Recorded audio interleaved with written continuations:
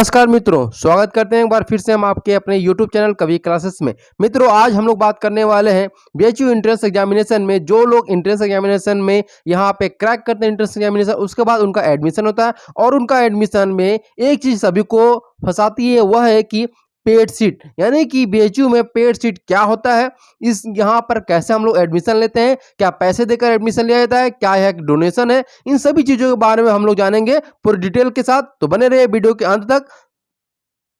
तो देखिए, सबसे पहले आपको बता दें कि यहाँ पर जो बीएचयू में सीटें हैं वह दो प्रकार से होती हैं। पहली जो सीट होती है वह रेगुलर सीट होती है और दूसरी जो होती है वह पेड सीट होती है। अब बात करते हैं कि रेगुलर सीट होती क्या है यहाँ पर। तो देखिए, यहाँ पर जो रेगुलर सीट होती है वह जो कि गवर्नमेंट के द्वारा प्रोवाइड की जाती है कि आपको इतनी सीटें प्रोवाइड की जाती है। जैसे मान लेते हैं हम रेशियो कि अगर बीएचयू मेन कैंपस में अगर 60 सीटें हैं तो यह गवर्नमेंट के द्वारा प्रोवाइड की जा रही है, ठीक है। वही अगर पेड सीट की बात किया जाए तो पेड सीट जो है वह बीएचयू के द्वारा प्रोवाइड की जाती है। यानी कि अगर गवर्नमेंट ने 60 सीटें यहाँ पे अलाउ की है तो पेड सीट के लिए अगर चाहे बीएचयू तो 15 सीटें यहाँ पे अपने से रख सकता है। यानी टोटल मिला करके यहाँ पे बात किया जाए तो टोटल सीटें कितनी हो जाएंगी, यहाँ पर 75 सीटें हो जाएंगी। तो यहाँ पे आप कह सकते हैं कि 60 सीटें क्या है, रेगुलर सीटें हैं और 15 जो सीटें वह क्या है, पेड सीट की हैं। समझ में आएगा बात। अब एक तरह से और आपको समझाने की कोशिश करता हूँ कि पेड सीट होता है क्या है। यहाँ पे देखिए, जो पेड सीट है इस पर एडमिशन जो होता है वह दो तरीके से होता है, ठीक है। पहला जो होता है वह यह है कि यहाँ पे ध्यान से देखिएगा आप लोग कि पेड सीट पर एडमिशन दो तरह से होता है। पहला, कट ऑफ से जिनका नंबर 10 से 15 नंबर कम होता है वो एडमिशन ले सकते हैं। यानी अगर आपका नंबर जो जनरल कैटेगरी से है, सिंपल से अगर मान लेते हैं कि 10 से 15 नंबर कम आता है, जैसे जनरल कैटेगरी सिंपल से मान लेते हैं कि 215 गया है, ठीक है, 215 मार्क्स गया जनरल कैटेगरी का, और अगर 215 से आप लोग का 10-15 नंबर कम है यानी 200 नंबर तक है तो आपको पेड सीट यहाँ पे आराम से मिल जाएगा। वहीं अगर दूसरी बात करें यहाँ पर कि पेड सीट किसे मिलता है, तो यहाँ पर सेकेंड जो होता है वह होता है कि आपका ऑनर्स। यानी अगर आप अपना ऑनर्स यहाँ पर चेंज करना चाहते हैं, ठीक है। तो जैसा मैंने आपको बताया कि दो तरीके से होता है। पहला क्या होता है कि अगर आपका नंबर कम है तो उसके हिसाब से, और अगर आप अपना ऑनर्स चेंज कराना चाहते हैं तो वहाँ पर जैसे बीए में अगर आपका फिलॉसफी आपको मिलता है, ठीक है, फिलॉसफी मिल गया, उसके साथ आपको इंग्लिश मिल गया और इंग्लिश के साथ आपको हिंदी मिल गया, ठीक है, ये 3 विषय मिल गए। अब चाहते हैं आपको यहाँ पे जो ऑनर्स है आपका है वह आपको मिल गया, बीएचयू ने दिया फिलॉसफी, ठीक है, लेकिन आप अपना चाहते हैं ऑनर्स जो इंग्लिश करना चाहते हैं, ठीक है, तो आप पेड सीट के लिए जा सकते हैं। अगर आप पेड सीट के लिए जाएंगे तो आपको कंफर्म होता है कि आपको इंग्लिश ऑनर्स मिल जाएगा।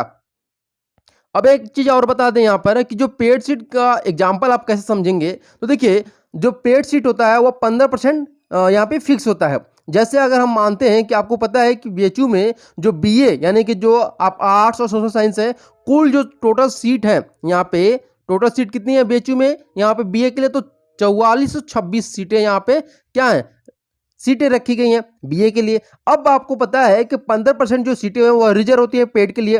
तो अगर यहाँ पे आप 15% जो सीटें हैं वह पेड के लिए रिजर्व कर लेते हैं तो टोटल जो सीटें हो जाती हैं बीएचयू में बीए के लिए वह कितनी हो जाती है, लगभग 660 सीटें जो होती हैं वह पेड के लिए हो जाती हैं यहाँ पर, ठीक है। कितनी हो जाएंगी, पेड के लिए 660 सीटें हो जाएंगी। आई होप आप लोग को समझ में आया होगा कि पेड सीटें कैसे निकाली जाती हैं। कि आपको पता है कि देखिए 15% जो सीटें होती है वो पेड के लिए कंफर्म होती हैं, मतलब फिक्स होती हैं। उसके बाद 4426 आपको पता है कि बीए में सीटें होती हैं। अगर इन 4426 में 15% सीटें जो है पेड की ऐड कर दी जाए तो यहाँ पर सीटों की संख्या बढ़ जाएगी और टोटल पेड सीटों की संख्या कितनी होती है, यहाँ पर 660 के लगभग होती है।